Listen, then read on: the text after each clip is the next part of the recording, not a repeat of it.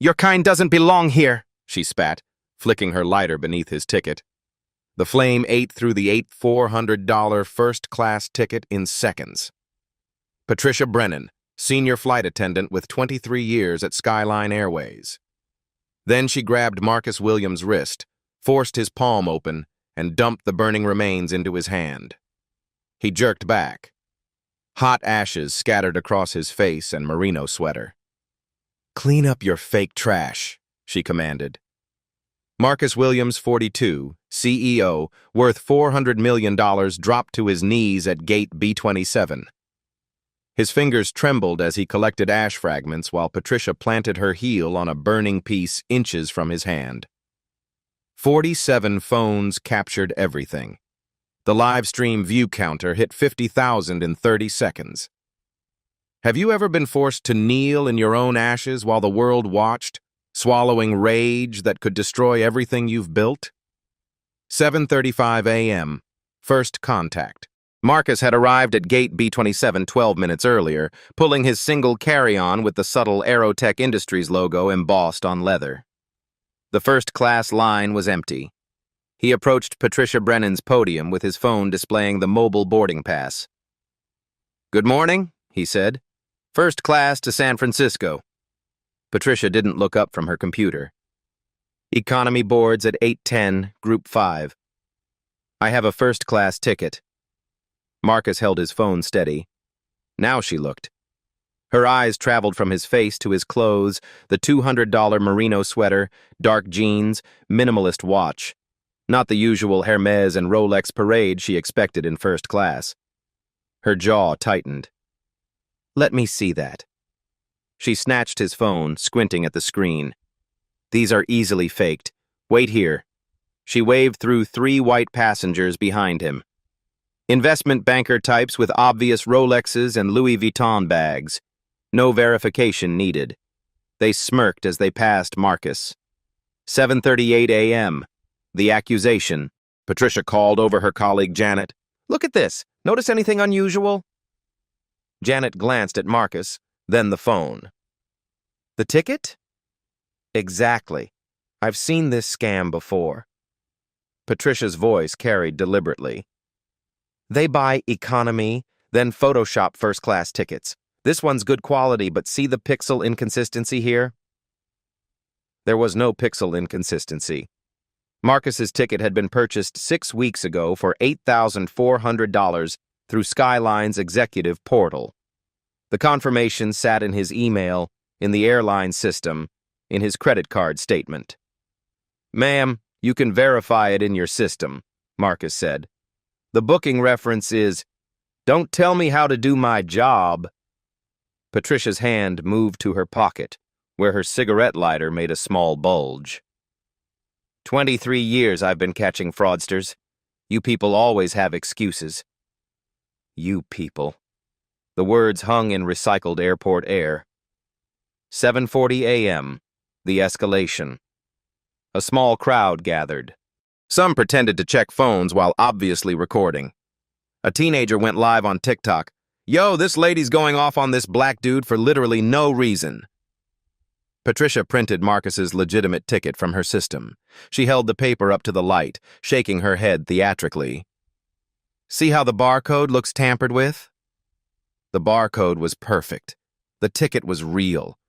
Everyone watching could see it. "That's a valid ticket," said a woman in yoga pants. "I can see it from here." Patricia spun around. "Ma'am, I'm trained in fraud detection. Please don't interfere." She pulled out her lighter, a silver Zippo she used during smoke breaks. Flicking it open and closed had become her power move, her way of showing control. Click. Spark. Click. "You know what we do with fraudulent documents?" Patricia asked Marcus. 7:41 a.m. The burning. Before. Marcus could respond. Patricia held the corner of his printed ticket to the flame. The paper caught instantly. Fire crawled up the edge, consuming flight number, seat assignment, his name. "No!" Marcus reached for it. Patricia pulled back, holding the burning ticket high. "Everyone watch! This is what happens to scammers who try to steal from our first-class passengers. She grabbed Marcus's wrist with her free hand, her nails digging in. With practiced cruelty, she forced his palm open and dumped the burning paper into it. Marcus jerked away, hot ashes scattered across his face, stinging his eyes. Fragments of the burning ticket stuck to his sweater, leaving small black holes in the expensive wool. Patricia kicked the metal trash bin into his knees. He stumbled, nearly falling. "Clean up your mess," she commanded, the witnesses. The TikTok stream exploded. Comments flooded in. "Oh my God, she just burned his ticket. This is insane.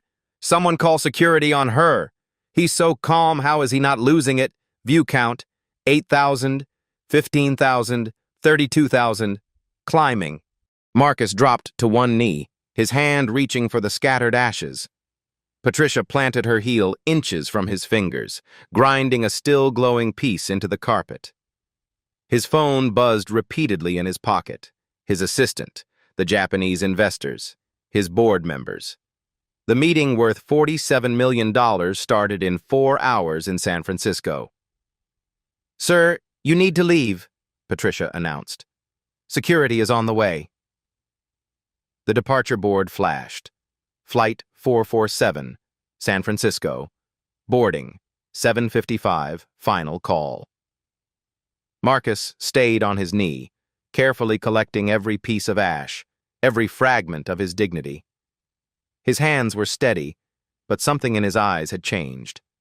He pulled out his phone with his free hand and typed a single message no one could see. In his pocket, barely visible, the edge of a platinum executive card caught the light. Patricia was too busy basking in her authority to notice. 7:47 a.m. The manager arrives. Tom Carter pushed through the crowd, his supervisor badge swinging. The smoke alarm had triggered a silent alert at his station.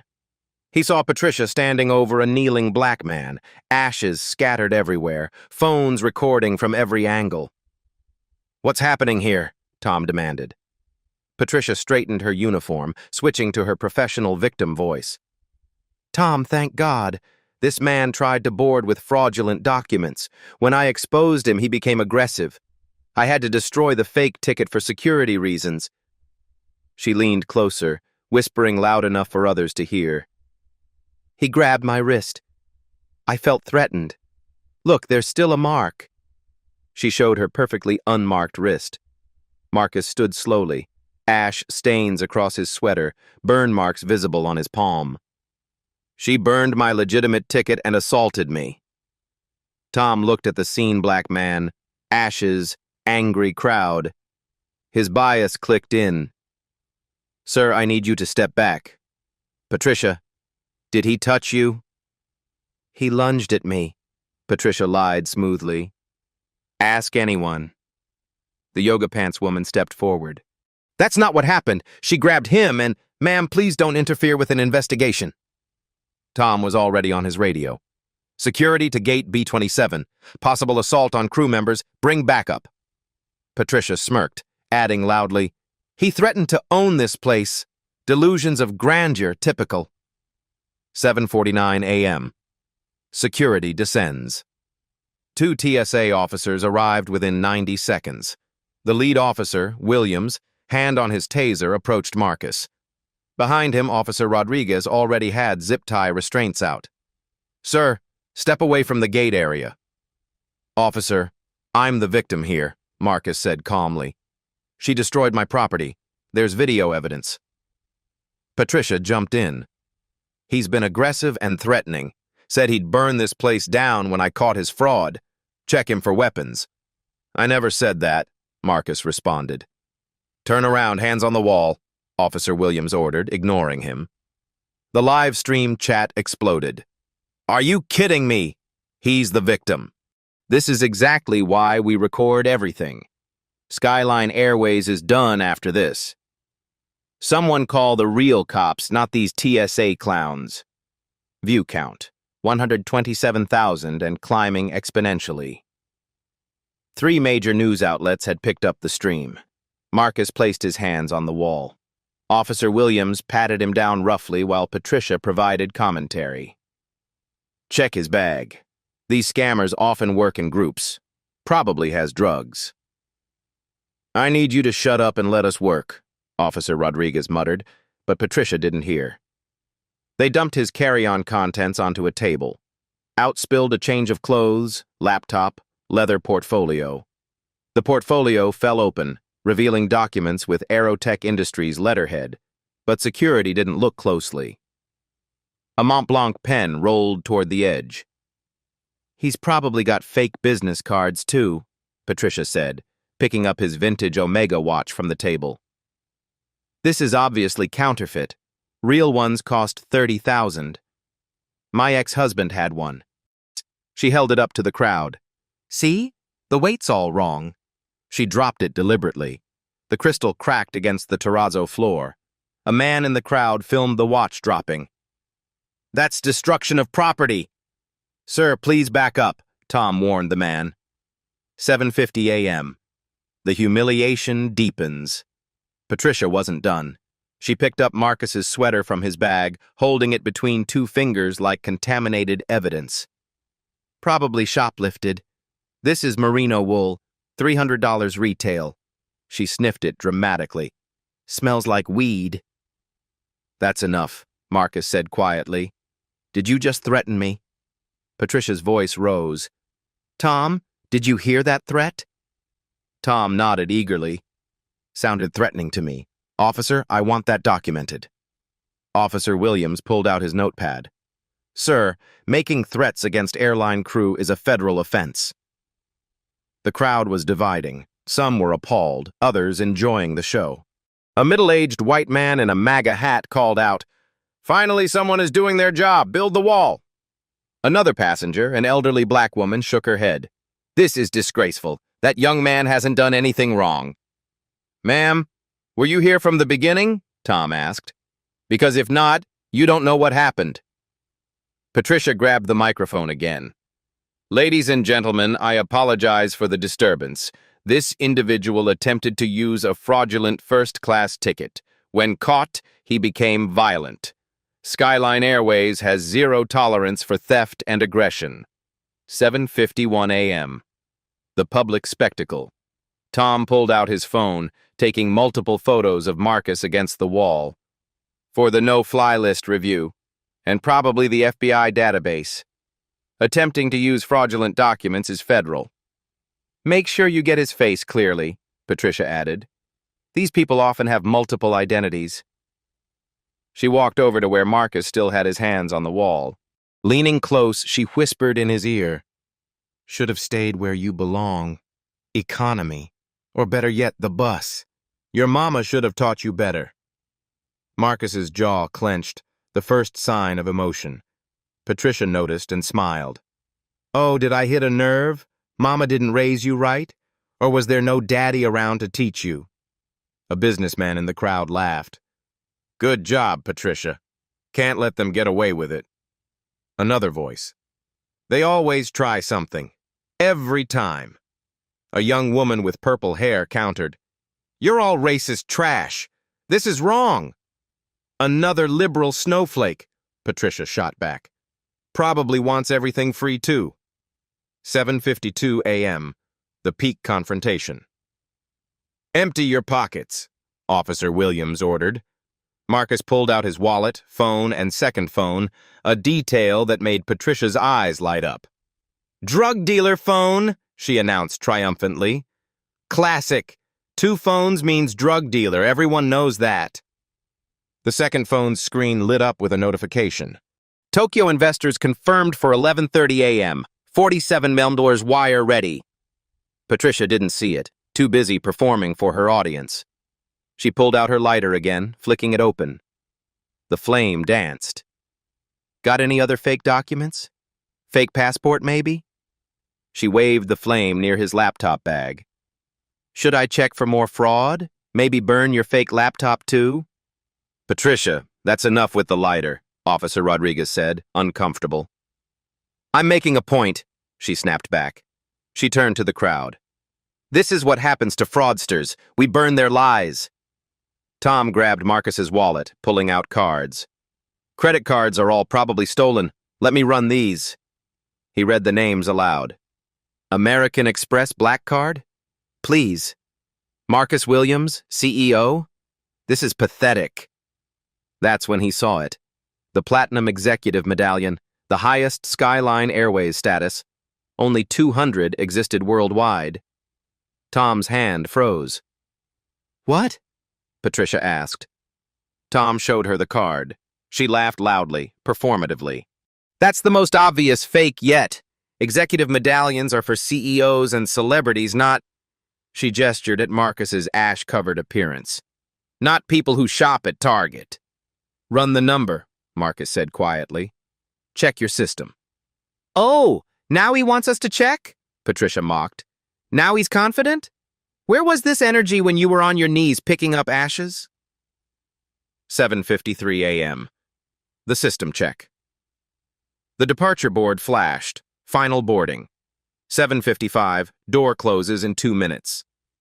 Patricia typed the medallion number into her computer, still smirking. This will be good. Probably comes back as some ghetto address in Chicago's South Side.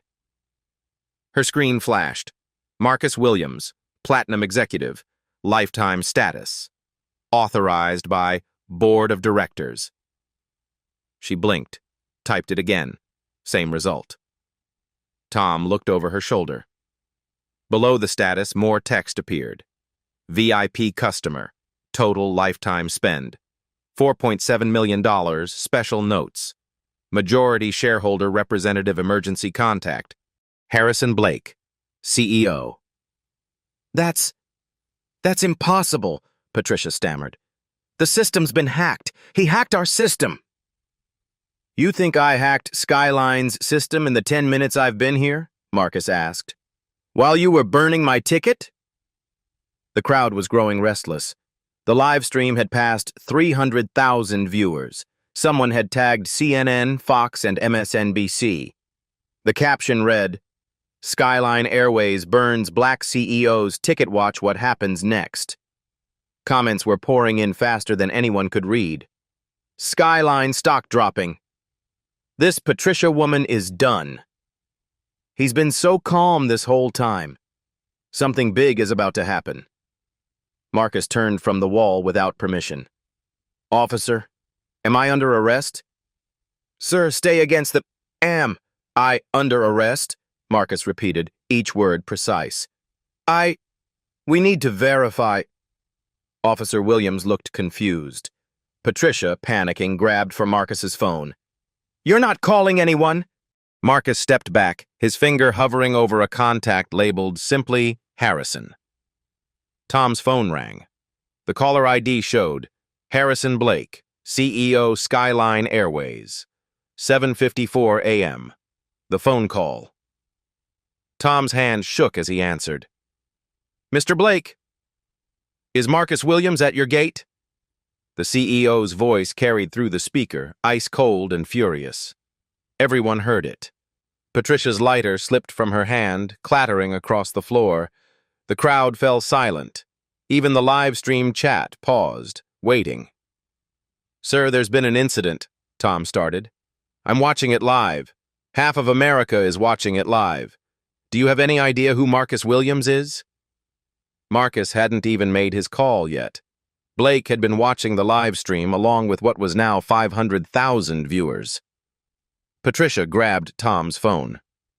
Mr. Blake, this is Patricia Brennan. This man tried to board with fraudulent... Patricia Brennan, employee ID 7739. Blake's voice cut through her words. You just burned the ticket of Aerotech Industries' CEO. Aerotech owns 31% of Skyline Airways. You burned your boss's ticket on live stream. The phone slipped from Patricia's hand. The first revelation. Marcus picked up his second phone, the one Patricia had called a drug dealer phone. He turned the screen toward her, toward the cameras, toward everyone watching. The screen showed Skyline Airways' internal executive portal, something only board members could access. His name appeared at the top. Marcus Williams, Aerotech Industries, 31% stake, largest shareholder. No, Patricia whispered. That's not... You can't be... Marcus scrolled down. The screen showed every executive decision, every board vote, every quarterly report. His digital signature was on Patricia's last 3 employment reviews. "I approved your last raise," Marcus said quietly. 2%. March 2024. "You wrote in your self-evaluation that you had exceptional judgment in identifying security threats." Officer Williams stepped back, hands raised. "Sir, we had no idea." "You had no idea," Marcus repeated, "because she told you I was a threat and you believed her, without question." 7:55 a.m. The numbers game. Marcus connected his phone to the gate's display screen. Every passenger in the area could see it. The live stream viewers got a perfect view. "Let me show you what Patricia just cost Skyline Airways," he said, his voice carrying the quiet authority of someone who didn't need to shout. The screen lit up with real-time data. Skyline Airways stock price down 8.3% in 12 minutes. Market cap loss, $687 million. Trending hashtags, #boycott, Skyline, #1 worldwide. News coverage, 47 outlets and climbing estimated lawsuits from this incident, $50 to $75 million. "But that's not the interesting part," Marcus continued. He pulled up another screen. "This is..." A pending transaction appeared. Aerotech Industries. Purchase order. Additional 21% stake, $1.8 billion. This purchase was scheduled for 8 o'clock a.m., 5 minutes from now. It would have given me 52% control. He paused. Would have. The deeper truth.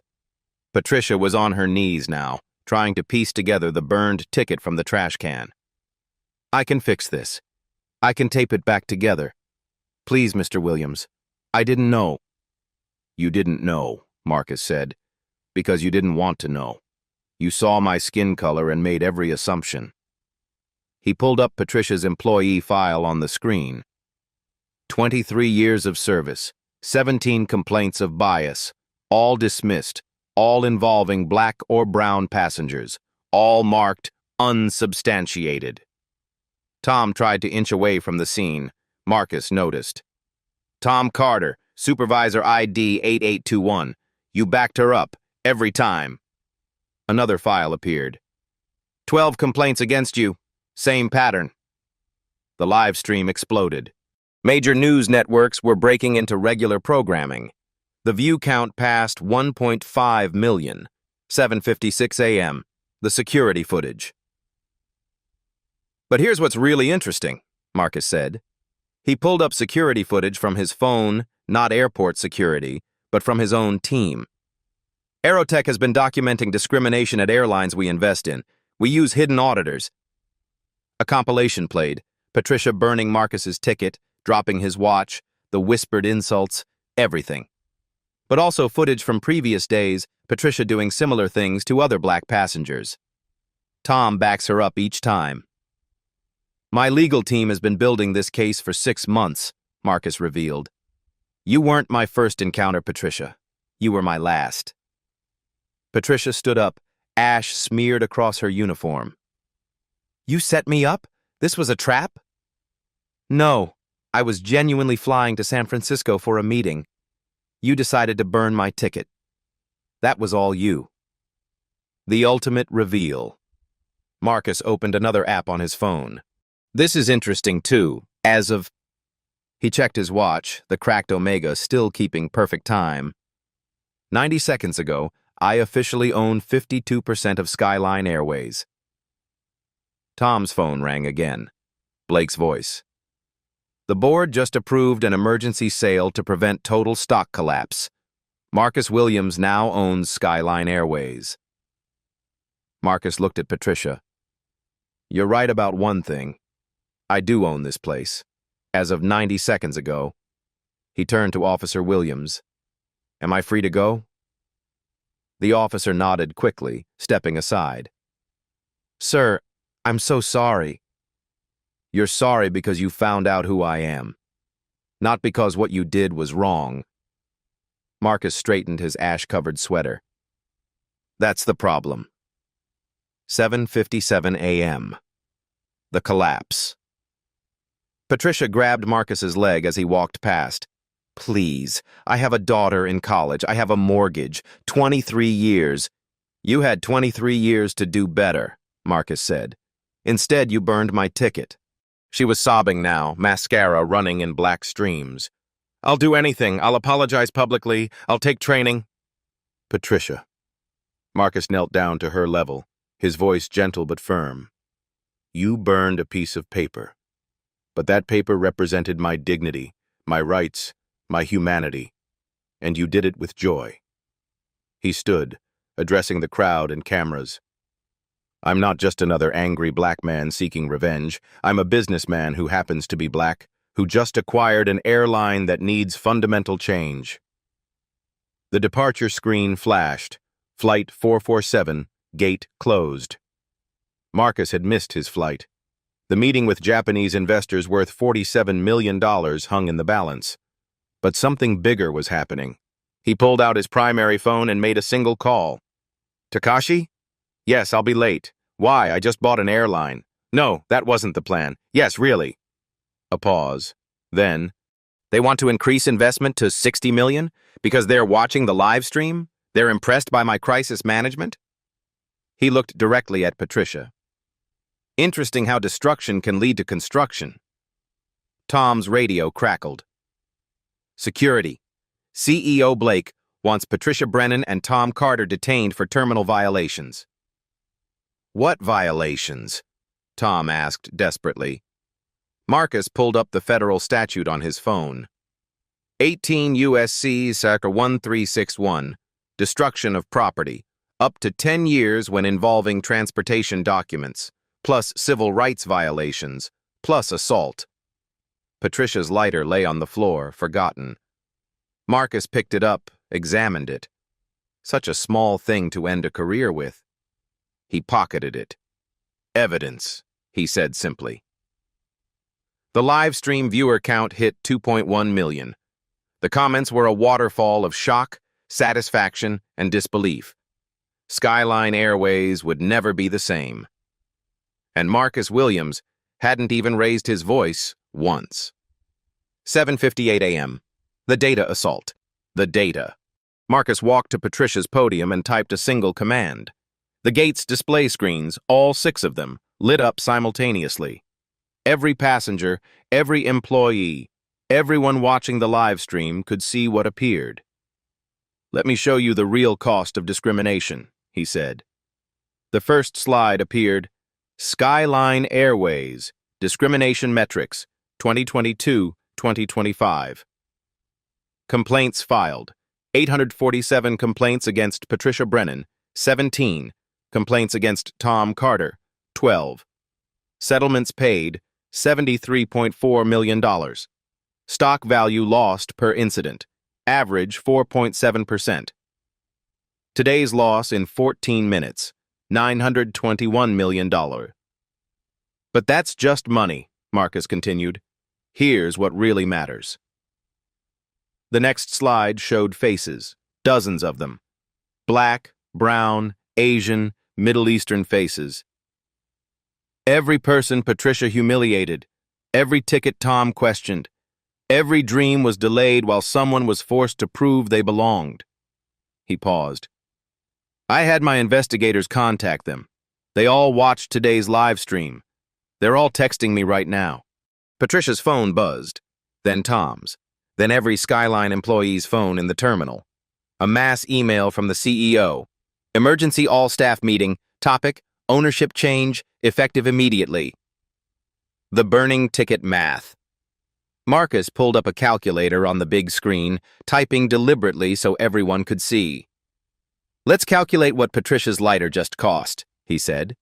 Ticket value, $8,400. Federal fine for destroying travel documents, $250,000. Assault and battery, $500,000. Civil rights violation, $1.2 million. Stock crash, current, $921 million. Pending lawsuits from viral video, $50 million estimated. Lost customer trust, priceless, but let's say $100 million. Total, $1,073,958,400. $1 billion, Marcus said slowly. From one lighter, from one moment of hate. Patricia collapsed into a chair. It wasn't about race. Marcus pulled up her social media on the screen. Post after post of subtle and not-so-subtle bias. A Facebook share about those people. An Instagram like on a Blue Lives Matter post under a Black Lives Matter protest video. A tweet about urban crime. It's always about race with you, Patricia. You just got comfortable enough to show it. 7:59 a.m. The legal precision. Harrison Blake's voice came through the airport PA system. He was broadcasting to every Skyline terminal nationwide. This is CEO Harrison Blake. As of 2 minutes ago, Marcus Williams of Aerotech Industries has acquired majority control of Skyline Airways. All terminal operations are suspended for 5 minutes for an emergency announcement. Marcus took the microphone from Patricia's podium. His voice carried through the entire airport. This is Marcus Williams. I'm standing here in an ash-covered sweater because employee 7739 burned my ticket. She's done similar things to hundreds of passengers. So has employee 8821. So have dozens of others. He pulled up the federal statutes on screen. 18 U.S.C. R. 1361. Destruction of government property. Federal airline tickets fall under transportation infrastructure. 10 years maximum 42 U.S.C. Secretary 1983. Civil action for deprivation of rights. Personal liability. No qualified immunity for commercial employees. 49 U.S.C. Savarus 46504. Interference with flight crew or attendants. Applies to crew interfering with passengers too. Patricia Brennan, Tom Carter, you're not just fired. You're facing federal prosecution. And Skyline Airways won't be paying your legal fees because you violated company policy so egregiously. Tom shouted, "You can't do this! We have union protection!" Marcus pulled up the union contract. Section 47.3. Union protection void in cases of criminal conduct or gross misconduct causing material damage to company reputation exceeding $10 million. He looked at the screen. Current damage, $921 million and climbing. 8:00 a.m. The acquisition completes. Marcus's phone chimed. The transaction was complete. He now owned 52% of Skyline Airways. "My first act as majority owner," he announced to the cameras, to the world watching, "is this." He pulled up an organizational chart. Red X's appeared over positions. Patricia Brennan, terminated, effective immediately. Tom Carter, terminated, effective immediately. Director of Terminal Operations, James Morrison, who ignored 8147 discrimination complaints, terminated. VP of Customer Service, Sandra White, who created the culture of passenger profiling, terminated. Chief Security Officer, Bob Patterson, who trained staff to target suspicious passengers based on appearance, terminated. 15 red X's in total. "Security, please escort these former employees from the premises," Marcus said into the radio. "The nuclear option." Blake's voice crackled through. "Mr. Williams, please, we can discuss this privately." "No," Marcus cut him off. "We're doing this publicly, like Patricia did to me." He pulled up Skyline's financial records. "Harrison Blake, CEO, your salary last year was $18.7 million. You paid out $73 million in discrimination settlements. You kept Patricia employed despite 17 complaints. You promoted Tom despite 12 complaints." He typed something. "Your resignation letter is in your inbox. You have 5 minutes to sign it, or I call an emergency shareholder meeting to discuss your handling of systemic discrimination." The live stream chat was going insane. 2.8 million viewers now. Hashtag Marcus Williams trending worldwide. Patricia tried to run. Security blocked her. She pulled out her lighter, flicking it desperately. "I'll burn this whole place down!" Officer Rodriguez tackled her. the lighter skittering across the floor. That's terroristic threatening. Add that to the charges. 8:02 a.m. The ultimatum delivered. Marcus addressed the cameras directly. Every Skyline employee nationwide is watching. Here are your choices. Option 1. Continue the culture of discrimination, and I liquidate this airline. 42,000 jobs are gone. Option 2. Accept the Williams Protocol. He pulled up a comprehensive document. The Williams Protocol. Effective immediately. Zero tolerance policy. Any discrimination, immediate termination, plus prosecution. Digital verification only. No more suspicious ticket claims, body cameras. All customer-facing employees. Footage reviewed by AI for bias. The Patricia Rule. Destroying customer property equals federal prosecution. Compensation fund. $100 million for past discrimination victims. Diversity requirements. Leadership must reflect passenger demographics within 2 years. Monthly audits. Undercover auditors testing for bias. Transparency reports. All complaints published publicly, weekly. Customer Advocate Program. Independent advocates at every gate. Stock options. Employees who report discrimination get stock rewards. This isn't negotiable, Marcus said. Accept it or I shut down Skyline and start a new airline. His phone rang. The Japanese investors. Takashi, I'm putting you on speaker. 3 million people are listening. Takashi's voice came through clear. Mr. Williams, we're increasing our offer to $75 million. Your crisis management is extraordinary. When can you arrive? I'll take my own jet, Marcus replied. Skyline can't seem to handle a simple boarding process. 8:03 a.m. The public reckoning. Patricia was in handcuffs now, being led away. She turned back one last time. You ruined my life! Marcus stopped. The entire terminal held its breath. No, Patricia. You ruined your life the moment you decided my skin color determined my worth. I just documented it. He pulled up one final screen. A young black girl, maybe 17, in a video message. Mr. Williams, she said. Patricia Brennan humiliated my father 2 years ago. Said his business class ticket was fake. He was flying to his mother's funeral. He missed it because she had him detained for 5 hours. He never flew again. Drove everywhere after that. Thank you for today. Marcus looked at Patricia. Her father recorded it. So did 46 other people you humiliated. They're all filing civil suits, personal suits, against you, not Skyline. Tom Carter fell to his knees. Mr. Williams, I have 3 kids, and you taught them that treating people like me as criminals is acceptable. That's your legacy. Blake's voice came through the PA. I've signed my resignation. The board accepts the Williams Protocol. Marcus nodded. Good. Now everyone watches what accountability looks like. The screens showed Patricia and Tom being led away in handcuffs, past hundreds of recording phones, past their former colleagues who wouldn't make eye contact, past the very gates where they'd humiliated so many. The final irony.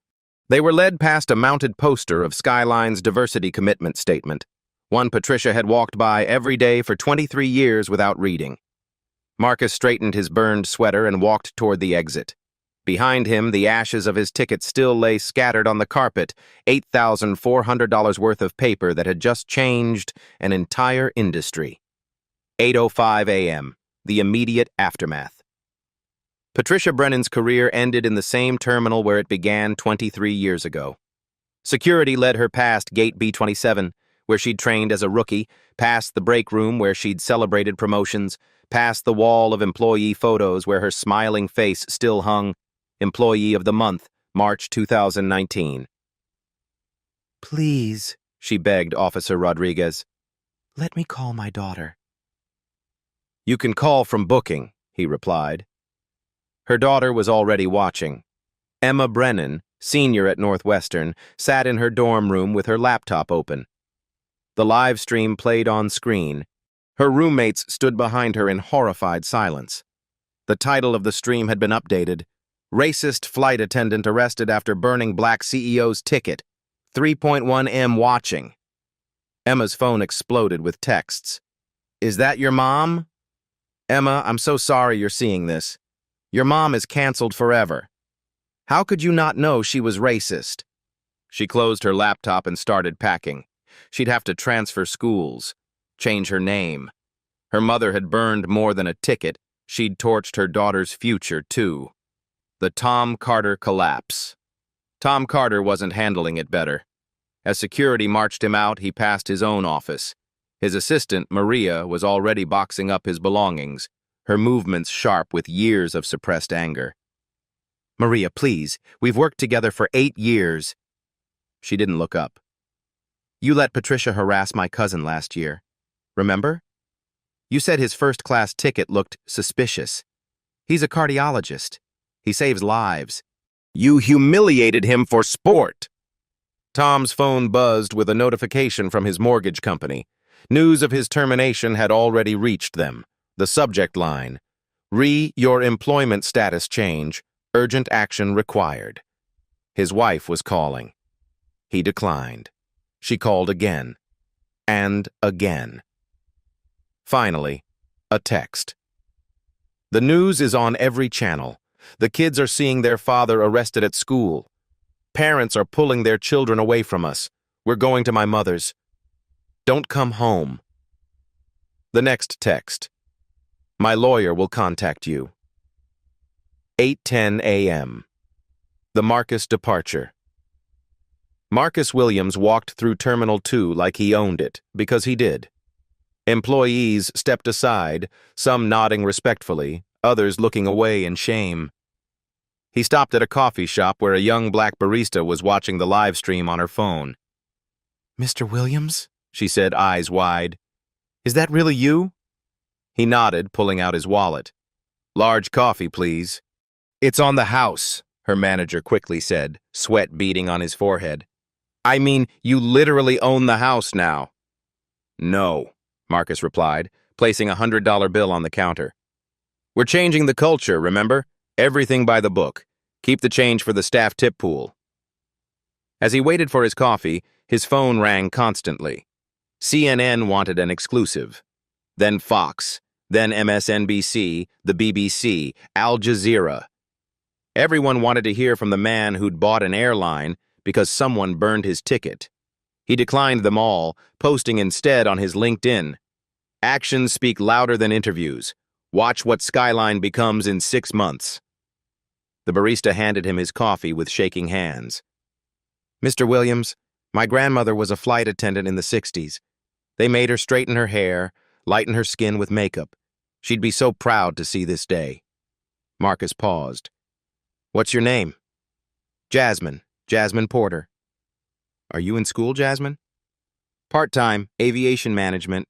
But tuition is... She trailed off. Marcus pulled out a business card. Email me your transcripts. Skyline's creating a new scholarship program. Full ride for aviation students from underrepresented backgrounds. You'll be our first recipient. 8:15 a.m. The industry panic. In airline boardrooms across the country, emergency meetings were convened. Delta's CEO was on a conference call. How many complaints do we have against our staff? Get me numbers now. American Airlines' legal team scrambled. Pull every discrimination complaint from the last 5 years. Flag anyone with multiple incidents. United's PR department went into overdrive. New policy effective immediately. Any employee who destroys passenger property is terminated and prosecuted. Southwest's training director proposed mandatory retraining, every employee, start tomorrow. JetBlue's social media team was in crisis mode. We need to distance ourselves from this. Post our diversity stats, now. Within an hour, every major airline would announce new anti-discrimination measures. The phrase, Williams Protocol, would become industry standard. Patricia's lighter had ignited a revolution she never intended. 8:20 a.m. Patricia's processing. At the police station, Patricia sat in booking.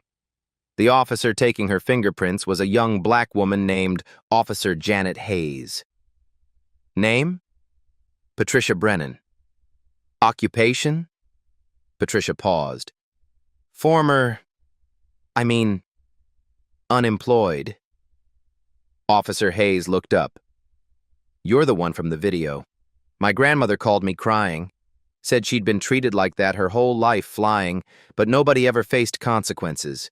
You made her afraid to fly. Patricia stared at the ink on her fingers. 23 years of handling tickets, and now her fingerprints would be in the criminal database. Do you know what my bail will be? Patricia asked. Federal destruction of documents, assault, civil rights violations? Officer Hayes calculated. Judge Martinez is on duty. He's tough on hate crimes. His own daughter faced discrimination at an airline last year. You're looking at $150,000 minimum, maybe more. Patricia's stomach dropped. Her entire savings was $47,000. Her house was mortgaged. Her car was leased. Can I use my pension as collateral? What pension? You were terminated for cause. That voids your pension under federal law. 23 years of contributions. Gone. 8:30 a.m. The Williams Protocol implementation. Back at Skyline headquarters, the emergency transformation began. Marcus had appointed Denise Jackson, a black woman who'd worked her way up from baggage handler to regional manager over 18 years, as interim CEO. We have 6 hours to show the world we're serious, she announced to the crisis team. Every employee watches the tolerance training video by midnight or they're suspended without pay. The video opened with the footage of Patricia burning Marcus's ticket. Then Marcus's calm response. Then the consequences. The message was clear. This is what discrimination costs everything. New policies rolled out by the minute. Gate agents' computers updated. Physical ticket verification removed entirely. Body cameras shipped overnight to all 42,000 customer-facing employees. AI software scanning past complaints, flagging problem employees, termination letters generated for 47 employees with multiple violations, background checks expanded to include social media history, quarterly polygraph tests for management regarding discrimination. The union tried to protest. Denise shut them down. You protected Patricia for 17 complaints. You're complicit. Accept the changes or we dissolve the union under RICO statutes for organized discrimination. 8:45 a.m. The Victim Fund announcement.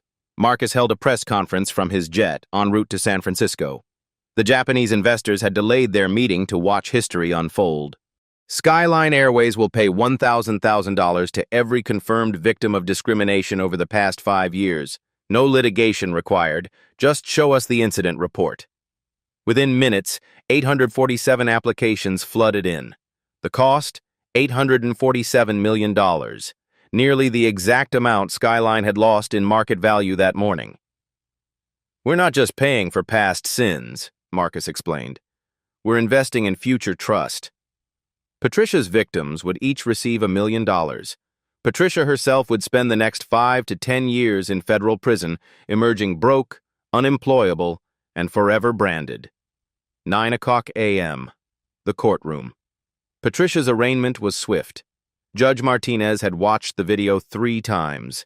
His daughter had been forced to fly economy despite having a first-class ticket 2 years ago, told there was a system error by a suspicious gate agent. Ms. Brennan, you're charged with destruction of federal documents, 10 years maximum assault and battery, 5 years maximum, violation of civil rights under color of authority, 10 years maximum, making terroristic threats, 20 years maximum, 47 counts of fraudulent discrimination, 10 years each. 47? Patricia's public defender, an overworked man named Carl Peterson, looked confused. The prosecutor, Aisha Thompson, a black woman who'd been bumped from first class 3 times in her life, stood. We've identified 47 incidents where Ms. Brennan falsely claimed tickets were fraudulent, all involving passengers of color. Each is a separate federal charge, maximum sentence, 490 years. Patricia did the math. She was 51. She'd die in prison. Your Honor, her lawyer pleaded, my client is a first-time offender. Who committed federal crimes on live stream in front of 3 million witnesses? The judge interrupted. Bail is set at $500,000. Cash only. No bondsman. Trial date in 30 days. Patricia couldn't make bail. She'd remain in federal detention until trial. General population. No special protection. 10:00 a.m. Tom Carter's reckoning. Tom's charges were lighter but still severe. Accessory to destruction of documents, conspiracy to violate civil rights, failure to report federal crimes, negligent supervision. His bail, $200,000. His family didn't come to the courthouse. His wife had already contacted a divorce attorney. His kids had changed their social media names. His son posted, "That man doesn't represent who I am or what I believe. I'm taking my mother's maiden name." Tom had backed Patricia for 12 years. It took 12 hours for his life to unravel completely. His brother, a successful engineer, refused his call. His mother, watching from Taiwan, posted on WeChat, "This is not the son I raised. He has brought shame to our family name." 6 months later, the transformation skyline. Airways was unrecognizable.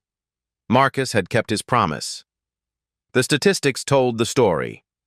Discrimination complaints, down 94% customer satisfaction, passengers of color, up 340%, stock price, recovered, and up 27%, employee diversity and management, increased 200%.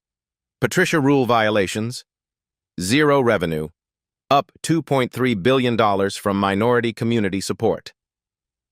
The burned ticket was displayed in Skyline's headquarters, framed in crystal with a plaque. From these ashes, we rose better. Patricia's prison reality.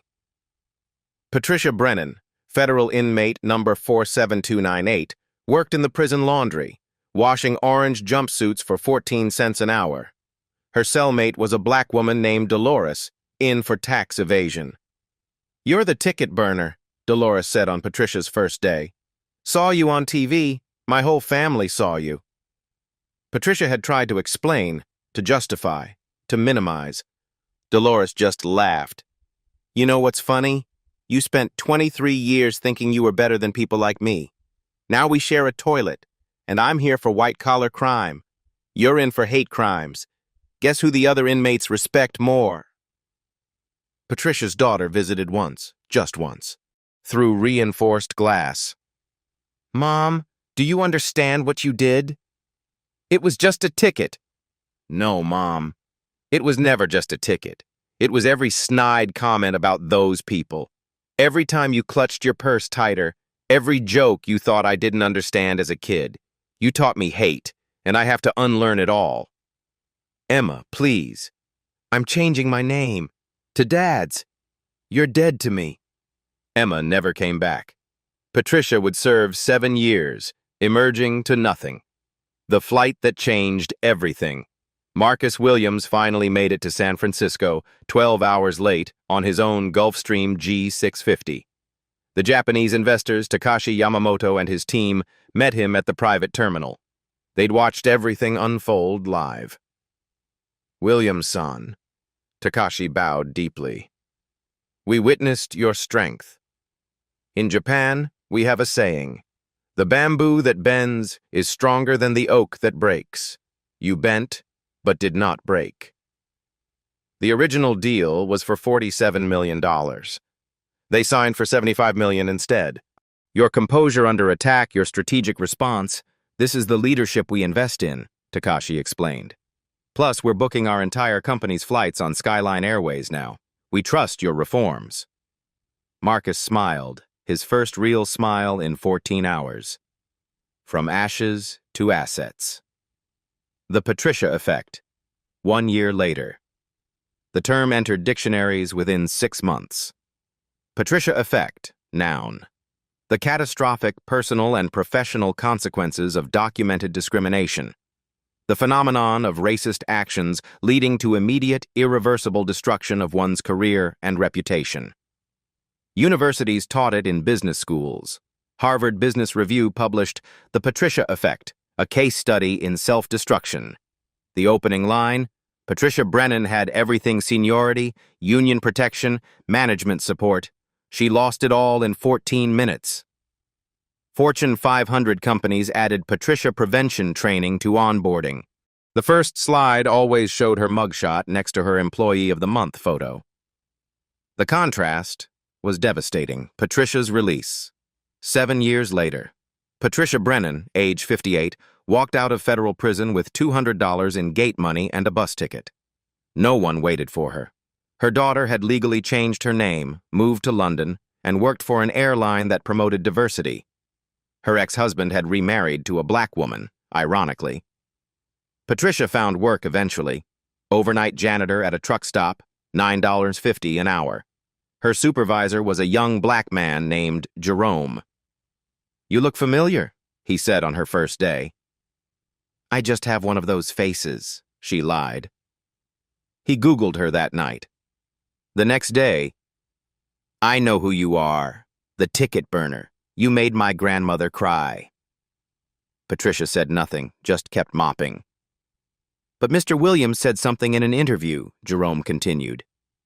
"He said hatred is learned behavior, which means it can be unlearned. So I'm giving you a chance, one chance. Any problems, you're gone." Patricia nodded, tears in her eyes. It was more grace than she'd ever shown anyone. Tom Carter's redemption attempt. Tom Carter, after 3 years of janitorial work, applied to volunteer at a nonprofit teaching English to immigrants. The director, an elderly Korean woman, recognized him immediately. "You're the supervisor from the video. You backed up that woman who burned the ticket." "I've changed," Tom pleaded. "I've learned. Please." She studied him for a long moment. "My son was detained at an airport for 4 hours because someone thought his visa looked suspicious. He missed his father's funeral." Tom's shoulders sagged. "But," she continued, "I believe in redemption. You'll work with our hardest cases, the ones who've faced discrimination. You'll hear their stories, every day, for no pay. Can you handle that?" Tom nodded. He worked there for 5 years, hearing story after story of people like him who'd made assumptions, caused pain. Eventually, he wrote a book, Complicit: How I Enabled Discrimination and Why I Stopped. All proceeds went to discrimination victims. Marcus's growing empire. Marcus Williams didn't stop with Skyline. Within 2 years, Aerotech Industries acquired major stakes in 3 more airlines, 2 hotel chains, and a cruise line. Each acquisition came with immediate implementation of the Williams Protocol. His TED Talk, The Power of Dignified Response, became the most watched in TED history. The key moment came when he held up Patricia's lighter, the one she'd used to burn his ticket. "This lighter destroyed a woman's life, not because I sought revenge, but because she lit a fire she couldn't control. When you burn bridges, sometimes you're standing on them." He auctioned the lighter for charity. It sold for $2.3 million to the Smithsonian. It now sits in the National Museum of African American History, part of an exhibit on corporate justice. The industry revolution. 5 years post-incident, aviation was transformed. Zero tolerance for discrimination, industry-wide AI monitoring of all customer interactions. Diversity in airline management increased 400%. Customer satisfaction among minorities up 500%. Not a single ticket burned in 5 years. The FAA created the Marcus Williams Award for airlines with perfect equality records. Patricia's former employer, Skyline, won it 3 years straight. Emma Brennan's journey. Patricia's daughter became an unlikely advocate. She legally changed her name to Emma Foster, her father's name, and founded Children of Shame, a support group for kids whose parents committed public racist acts.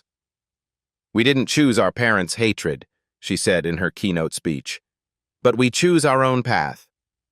She never spoke to Patricia again, but she sent one letter. You taught me what not to be.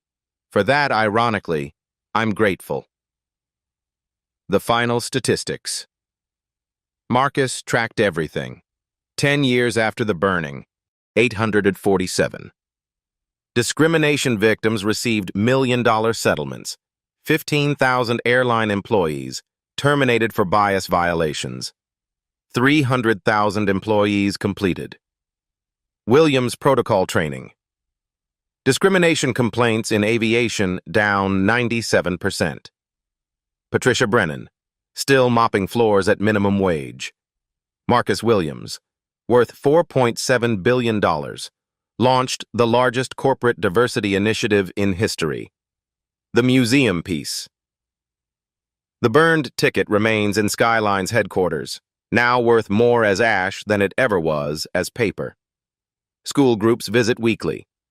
The tour guide, a young black woman, always says the same thing. This ticket cost $8,400. Burning it cost Patricia Brennan everything: her career, freedom, family, reputation, future. It cost Skyline Airways nearly $1 billion, but it gave us something priceless: proof that discrimination has consequences. Call to action. Every day, someone faces their Patricia Brennan moment, that split second when bias overrides judgment, when prejudice lights a match that will burn down everything they've built. Have you witnessed discrimination? Did you speak up? Did you record it? Or did you stay silent, becoming Tom Carter, the enabler who loses everything alongside the perpetrator? Share this story, not for vengeance, but for vigilance. Comment your experiences below. Subscribe to Black Voices Uncut for more stories of dignified justice. Remember, Patricia Brennan had a lighter and 23 years of power. Marcus Williams had something stronger: dignity, patience, and the truth. When someone tries to burn your ticket, let them. They're only lighting their own pyre. In a world of Patricia Brennans, be a Marcus Williams. And when you can't be Marcus, at least don't be Tom Carter. Your silence is complicated. Your recording is resistant. Your sharing is a revolution. Subscribe, share, stand up. The story you heard today wasn't cleaned up. It was told exactly as it happened. At Black Voices Uncut, we believe that's the only way truth can live. If you felt something, hit like, comment, and your reaction, and subscribe. Every week, we bring you voices that refuse to be silenced.